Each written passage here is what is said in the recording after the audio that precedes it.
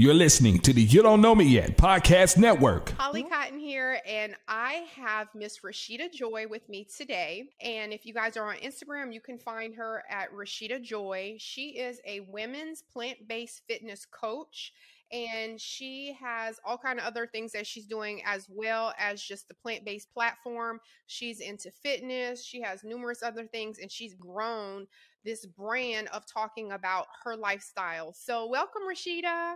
Thank you. Thank you so much for having me. This is such an honor. I'm so happy to be here. Thank you. Thank you. Okay, so first question, because I also am into fitness and I do talk about plant-based lifestyle. I do talk about being healthy remotely, although I do engage in an occasional not plant-based product. But can you tell us just basically how you became a plant-based lifestyle coach? Yes. So my mother, I always like to start with my mother because she is the reason why I am plant-based today. So maybe about, I think it's 13, 14 years now, my mother was diagnosed with colon cancer. And, she taught me a lot. She brought Dr. Sebi's information. She brought plant-based lifestyle information to me. And, 13 years ago, nobody was mentioning the word plant-based. I think all we knew was the word vegetarian, and that was kind of like what we knew. So she presented all this information to me and started educating me on, how to eat alkaline, how to eat vegan, how to eat plant-based. And I saw her, transform her eating lifestyle, but I also saw how difficult it was for her, even with the diagnosis, to change her eating habits. So, she kind of kept coaching me. She kept coaching me. And I was, like a lot of people, implementing a little bit here, implementing a little bit there. And she passed in 2012. And then I knew, okay, I got to actually get really serious with this. And then I transitioned to being a pescatarian. A lot of people know, pescatarian is a person that, eats fish, eats eggs. And I felt really good. So that was kind of how I started my journey into becoming plant-based. And eventually, my mother had taught me, and she kind of kept speaking to me, you need to, get it together. And I transitioned to eating whole food plant-based in 2016 after a Daniel fast. Because, around the beginning of the year, a lot of people sometimes have heard of the Daniel fast, 21 days of fruits and vegetables and beans and nuts and seeds. And I really got a glimpse of, oh, this is what being plant-based is like. I think I could do it. And ever since then, I've been plant-based. And then, my mother's legacy was teaching people how to do this, teaching me. And once I got a firm grip on it, I got some more certifications. And I said, I could really help a lot of people because I saw the impact it was making on myself. And I saw how it helped my mother to last, 10 years with stage 4 cancer. Eventually, it took her life, but doctors were still amazed. Like, how are you still doing this? How are you still living? So I saw the powers of the plant-based lifestyle, and I said I could help some people with this. Okay, I love that. And that's one, if you follow me or you see anything I post, that's the biggest thing. I'm always about using whatever your passion is to inspire other people. So I love that. And it definitely comes out with, even whenever you're talking about it, you can hear the passion. And also, like you said, you also have the evidence-based practice about it. Like, hey, this is not just something I'm fooling around with. This actually is working and it can prolong your life. So I love that. I love that.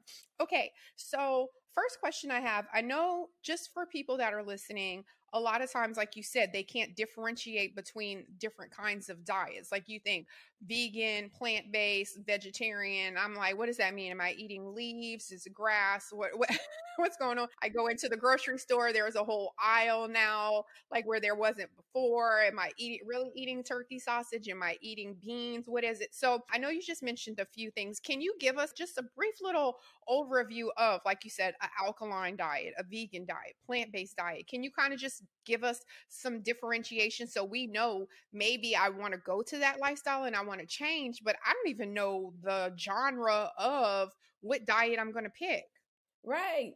Absolutely. It's confusing, it is confusing. And a lot of it is marketing, right? So we can start with what a pescatarian diet is. Okay. So pescatarian is a person that doesn't eat any chicken, any beef, any pork, but they do eat eggs, milk, dairy, and fish. Okay. So that's how I started about 7 years, 8 years ago. A vegetarian is a person that does not eat fish, but they eat eggs, milk, dairy, and no other animal products, right? So no chicken, no beef, no pork.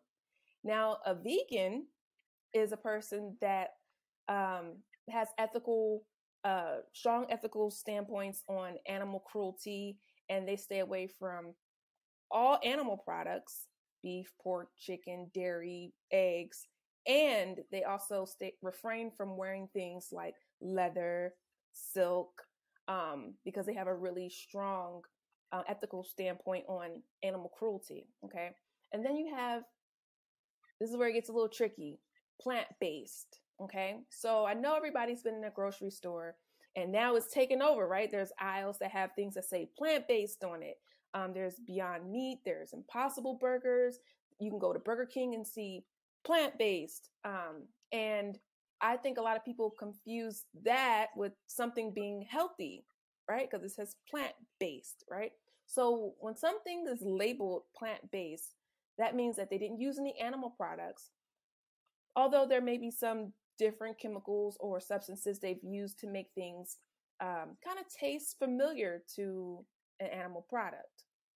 Now, what I love to specialize in is called whole food plant-based. Okay, so whole food plant-based is everything in that produce aisle. Okay, the lettuce, the greens, the kale, the broccoli, the bananas, the oranges, and then the aisle over, which is the beans and the rice and the nuts and the seeds. Nothing that's really processed. I hate those aisles. No, I'm kidding. It's like we like to go just straight to the middle. I know. Right? I'm like, okay, but go ahead. Yes, I know. And there's so many. It looks so pretty with all the colors over there. So yes. So that's kind of what whole food plant-based is. It's minimally processed foods. I always give this example of when people say, well, what's considered processed food? I say, when you go to the produce aisle, which is always on the outskirts of the market, you'll see a potato, right? And then when you go a couple aisles over, you'll see that potato has become a potato chip.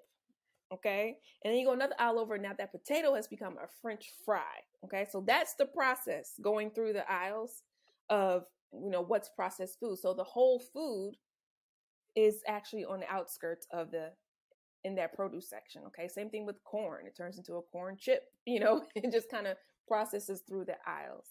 And then the alkaline diet is a diet originated by Dr. Sebi. Some people have heard of him. And he has a list of recommended foods that keep your body at an alkaline, measurement to say. So you want to keep your body in an alkaline state, which can actually help prevent and cure disease, as, he would say. So there's levels, there's levels. Yes. And I kind of took them through each level. Yeah. So she broke that down for us, you guys, levels. So if you're trying to start, you don't need to go all the way to the left, because I tell people, even as a fitness professional, I always tell people that get intimidated about going to the gym. It's like, listen, before you come and try to do a workout like me, let's start on your fitness level. So let's start on your dietary level. Can we take away the French fries and potato chips and start with a potato? So baby steps. I love that. Okay. All right. So Rashida, one of the topics that you talked about on your page, and I know that we were talking about dairy and things like that, but I know one of the topics that you had that I thought was very interesting was about the hidden products that actually include dairy.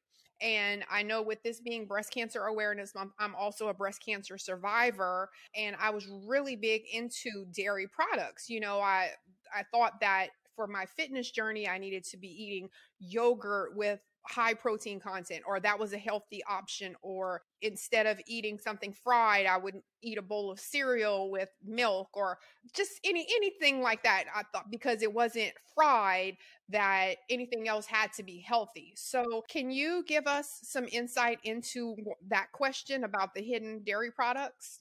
Yes. So, I've over the years, I think over the last 3 or 4 years, I've just done so much research about hormonal imbalances. Okay. So was a personal trainer. I've been training women before I was plant-based. So a lot of times women would come to me and say, oh, my cramps, I got PCOS, I got fibroids. And I'm like, what is going on, right? What are the foods that we are eating? Because everything's related to food. Okay. Everything comes back down to what we're eating every single day. And I started looking at, okay, what foods cause hormonal imbalances? And the biggest one is dairy.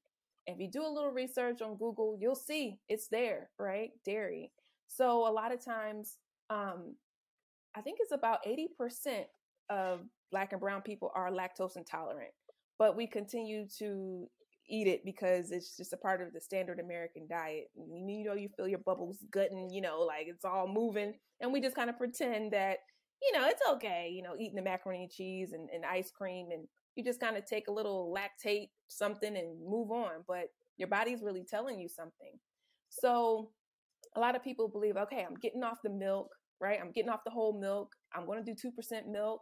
Now they're like, I'm doing almond milk and I'm doing, coconut milk. Yay. And I'm like, yay. I'm really happy about that. But we still like ranch dressing. We still like sour cream. We still can't get off the cheese. And that's all dairy, right? That's all going to increase your estrogen, right? When it comes to hormonal illnesses like breast cancer, fibroids, PCOS, it's just going to cause disruption in your hormones. So things like that may be a little bit obvious. And then there's some sneaky things, right? Like you can be in the spice aisle and, pick up ranch packet seasoning, of course, that has dairy in it. Or sometimes there's a garlic paste and we don't read the back of it and it'll say contains milk, right? So they love to sneak dairy in a lot of our products because it's cheap. It can make things thick. It's a fat, right? It makes things taste more sultry and delicious, right? Because fats do that. So you just have to be careful and actually read the ingredients if you're refraining from dairy products. Like turn it over, actually read it. And when you read the ingredients, there'll actually be a little bold caption at the bottom of the ingredients that says may contain dairy. Okay, so if you're reading something and there's all these ingredients that you can't read, but you go to the very bottom, it will say may contain dairy or soy or something like that, because those are some, sensitivities for a lot of people. Okay, that's very good information. Yeah, I always see that at the bottom may contain dairy, may contain soy. And right, you're exactly right, because adding that little additive of some kind of dairy binder in there, you're going to get that creamy tasting. Oh, it tastes so good. Or you feel that satiation after you eat. Whereas whenever I eat a salad with, fat-free Italian dressing or something, I ain't feeling too full. I feel like I need an ice cream sandwich or something after. So I like that you brought that into the forefront for us to educate us on that. And also you guys, if you go, like I said, Rashida Joy, RASHEETA Joy, she has tons of reels where she goes into the grocery stores and tells different labels, shows you how to decipher the label. I've had several episodes also with reading labels, especially for people that are trying to lose weight, and serving sizes and things like that. So make sure you follow her and look at some of those videos because they're very, very educational. Now, another question that I wanted to ask you is for anyone that's listening that is contemplating changing to a plant-based lifestyle right now. So they're sitting there and they're like, what? This is kind of hitting home because I've been eating a little too much dairy and now I'm intrigued about it. So what are some of your recommendations? I know I kind of just said earlier, like go from potato chips to potato, but say I'm just trying to lose weight, or I'm trying to, like you said, you had a familial link now. Your mom, she's like, I got to change my diet. So, what are some of the key things that you tell people from the beginning of how they can transition to a plant based, or like you said, a whole foods plant based lifestyle? That's a great question. I'm a coach, right? So I help women transition to eating whole food plant based.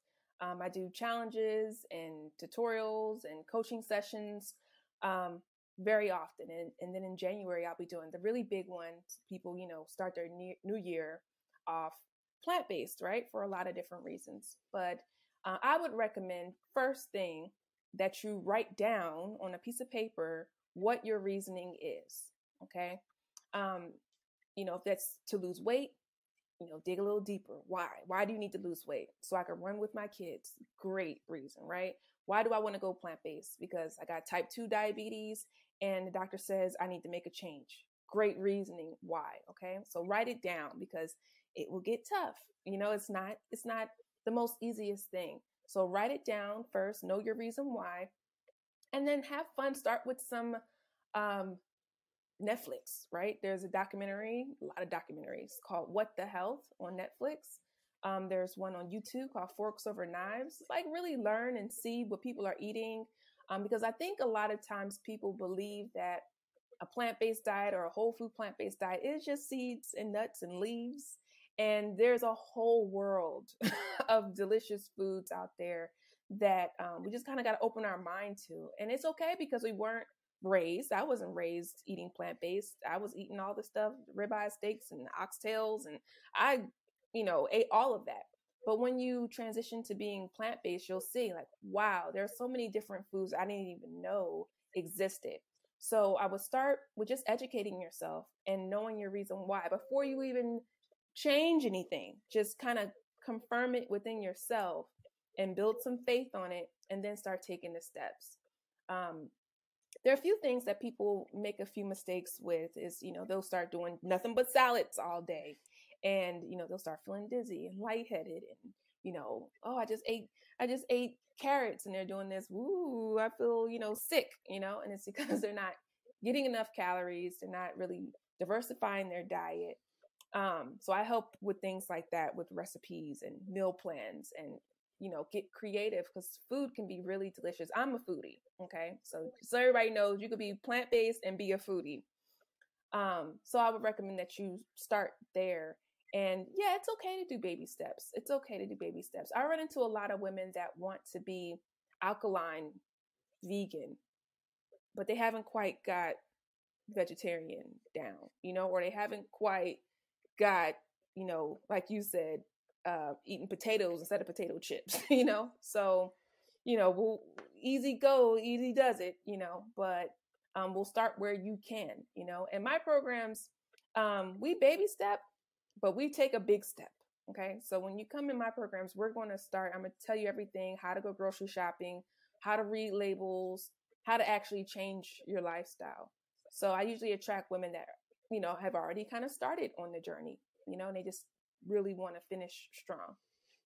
Okay, you're right. So one thing you're saying is that you have to commit to the lifestyle change. And I think that that's a big thing. Like you said, people are always talking about it, or they want to implement it, or they just want to half do it. Okay, well, I'm going to have the almond milk instead of dairy milk, or I'm going to have this instead of this. But to do a lifestyle change means committing and doing, like, no, there is no one in one. It's this and only this. So I like that. Yeah, very, very similar to that. Yeah, like you do have to commit. Yes. Because, it's your taste, right? So it's like many people say, I've tried the vegan cheeses and it doesn't taste good. And I'm like, well, no, it won't taste good because you're still eating regular cheese. Right. So your taste buds will continue to be comparing what you think is cheese to what something else is like cheese, Just the same thing when we went from maybe whole milk to 2% milk, and it was like, oh, this tastes watery. Yes. But then eventually 2% milk was just, milk to us. Right. So you have to give your taste buds a chance. So you do have to commit. Yeah, I know my kids did that transition when I went from milk to almond milk, and they were like, ugh, this tastes like water in my cereal. And I'm like, well, sorry, we're not doing dairy milk anymore. There's estrogen in there and I can't have estrogen. So sorry.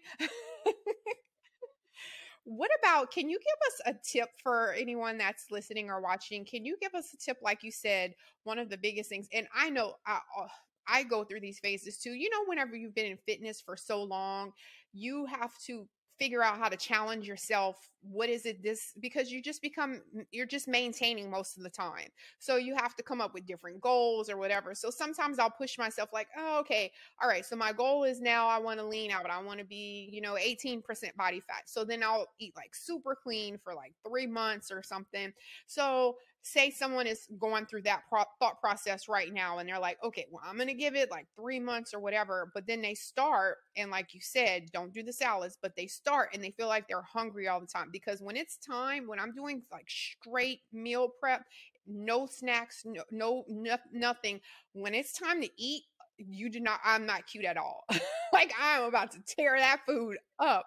So do you have a couple of tips for anyone of snacking or something to kind of help with that transition? So one thing I like to talk about is, you can be a competitor. There's plenty of plant-based competitors, fitness competitors, right? And you do the meal plan that's really, really strict. And I always like to say on a plant-based diet for like, I guess, ordinary people, vegetables are usually unlimited, right? But nobody really wants to eat, 3 cups of broccoli, right? But if you did eat 3 cups of broccoli, you would not be hungry, if you did eat kale, which is, 10 calories, you wouldn't be hungry. So it's just a different type of eating that would allow you not to be so hungry all the time. And depending on your meal plan, like if you are trying to get fit or, trying to get to 18% body fat, there are certain fruits that are really low glycemic, right? You can add different things to your protein shakes to kind of help you with that hunger pain. And then there are snacks that you can have, right? Not like a potato chip, but there's like seaweed chips. There's kale chips for a little snacking. I always said, before I went plant-based, I didn't really know what dates were. Everybody know what dates are. Like I've seen them. I never tried it. It looked like a raisin. And I was like, I don't like raisins. But when I tried a date for the first time, all I needed was one. And that knocked out a sweet tooth, right? Like if you ever had that little sweet taste after dinner or something like that, one date, which is really high in fiber, high in iron, all these great minerals, it was doing great for my body. And it was knocking out that, I want something sweet at the end of my meal. So I guess that would be a tip, is just like load up on the greens, right? Greens are very good for us. And it's just a mental change between how your protein looks, which is a common question people love to ask us. Where do you get your protein from? You're not eating chicken, you're not eating beef, you're not eating eggs. How do you get protein?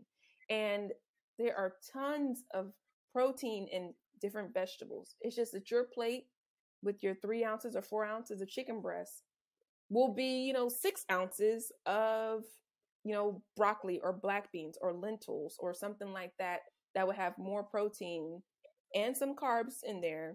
And you just kind of portion it differently. That's usually it, because kale, spinach, broccoli, quinoa, chickpeas all have amazing amounts of protein. And then people that are staying away from soy, like that's another question people love to ask about soy. And I'm not a fan of anybody really eating soy, but there are all kinds of different kinds of grains that have more than enough protein to help you build a phenomenal muscle built body. I know you didn't ask me that. No, but I kind of segue into it. I love it. Hey, the more the better. I love it because again, when people are listening, they may not even know that they have a question about that, or they may not even know that that was something they were thinking about. And then as you're talking, you're like, oh yeah, yeah, yeah. Oh yeah. Oh, that makes sense. So no, I love it. I love it. Okay, so last question. Tell me another of the common questions or topics that you're asked about or that you talk about. Yeah, so yeah, the protein. The protein is a big one, right? Sometimes I'll get women that want to be a physique bodybuilder, and then we had to take a different approach to her protein, right? Like how she's going to build muscle with her protein intake. And then sometimes I'll just get a woman that's, 20, 30, 40 pounds overweight. She's like, I just want to lose weight and do it plant-based. How do I do that? Because she may be recovering from something like fibroids or endometriosis. And it takes a time, right, to deprogram, to unlearn what we've been told about protein and how much protein we actually need to lose weight versus how much protein you may need to be like a physique, bikini pro, 18% body fat person. So I always want people to know that there's protein in most greens. There's protein in, your oatmeal. There's protein in quinoa and chickpeas and black beans and lima beans and lots of nuts and seeds.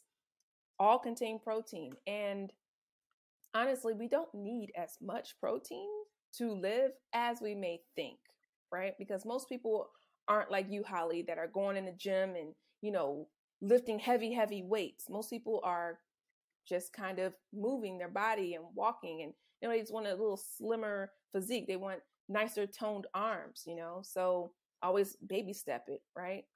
Because protein is actually calories. It is high in calorie, right? I mean, the more you eat. So you just have to be careful with how much you're actually inputting and really focusing on nutrients, right? Like making sure you're getting your zinc and your iron, because iron deficiency is rampant, right? Making sure you're getting your fiber, which nobody's talking about fiber. Everybody's talking about protein, but every protein source that most people eat has no fiber, which is why people are constipated.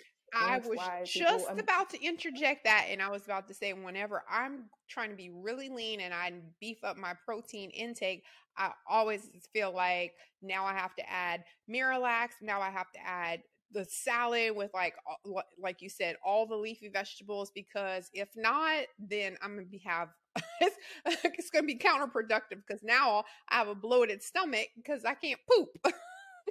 Right, exactly. And our whole entire immune system is in our gut, right? So if we're eating so much protein and just trying to build all this muscle and we're not getting the greens that we need in, your immune system will start to get weak. And that's how people usually get sick. And then, all kinds of things will start to happen, because if you have a really good high immune system, you can dodge things like colon cancer. You can dodge things like breast cancer, even other illnesses, flus and colds. You can dodge all of that stuff if your immune system is high, which means you need to be eating things that have really good fiber. And the more meat that you're eating, the less fiber is that you're intaking. So that's really a common question about how do you get your protein? And my question to that is, how are you getting your fiber? Because most people are always getting enough protein in, between burgers and ground turkey and, most people are getting enough protein. And then another common question is, what do I feel about soy, right? And soybeans and things like that. Most women have some kind of hormonal imbalance. That could be cysts in the breast, that could be endometriosis, or recovering from breast cancer, or fibroids. So I don't recommend soy products or soy-based products. Now, soy is everywhere, right? Soy and sugar are everywhere. So it could be really hard to kind of, dodge it. But I don't recommend eating things like the tofus or what else is there? Tofu, soy milk, things like that. There's other ways to get your protein intake with things like seitan, right? Which is 3 ounces has 20 grams of protein. But if you're gluten sensitive, then we'll pick something else. But most people don't know these words, these foods, because we just haven't been taught about them. So don't worry, you can get more than enough protein on a plant-based diet. And I would recommend staying away from soy. Okay, good information. Good info. Rashida, I already followed you and I'm going to have to get my life together and Your life is together. Your life is together. Sometimes you need a little tweaking on certain things. And I just feel like you have to be a lifelong learner, especially us in the fitness industry or people that have the healthy lifestyle, because unless you have a specific goal, you kind of get complacent. What works for you, you kind of just keep doing. And I feel like you have to be a lifelong learner. You need to constantly change up things. And even if it's a workout or it's a diet, whatever, you just don't want to stay the same forever. You could be having a even better outcome by tweaking a few things. So I love all the information that you gave. Now, for the final closing, I'm going to have you tell us how they can reach you and things like that. So tell us one about, like you mentioned a few times that you do have a program. So tell us about your program, what it entails, how people can get in touch with you, website, handles, all of that stuff. Tell everyone how they can follow you and support you. Yes, so I have a 30-day program that I usually start at the beginning of each month. And it goes into full detail. I give coaching calls every single week. You'll be with a group of women very similar to us that are trying to transition to eating whole food plant-based. So I give you coaching calls. And I'm also a fitness professional over 10 years. So I'm going to be giving you workouts to, lift and tighten and tuck and, build your glutes and arms and everything, that we want to, feel sexy, along with changing our diet. Because I think it's very important that you do both, right? You can't do one without the other. And actually nutrition is the toughest part. And it's the biggest part of the, body transformation. So I do coaching courses and they are 30 days and you get, like I said, a group of women that, are just like you. So you can ask questions like, how do I go out and be social, plant-based, girl? How do I do that? Or, how do I read these ingredients? You get all of that coaching for you. And you can find me on Instagram. I'm really active on Instagram. My handle is Rashita Joy. That's RASHEETAJOY. And my business is called Pretty Pumped Fitness. So prettypumpedfitness.com. You can sign up there, learn more about me and my story. I got some free meal plans so you can get into my newsletter because I do give free things away to my people that are subscribers. And I'm also on Facebook a little bit here and there, but if you look up Pretty Pumped Fitness, you can find me just about anywhere. Okay, got it. And spell Pretty Pumped for anyone that that's listening to the audio. Sure. It's pretty, PRETTY, pumped, PUMPED, fitness, FITNESS. And .com. Pumped, Pretty Pumped. And .com is the website.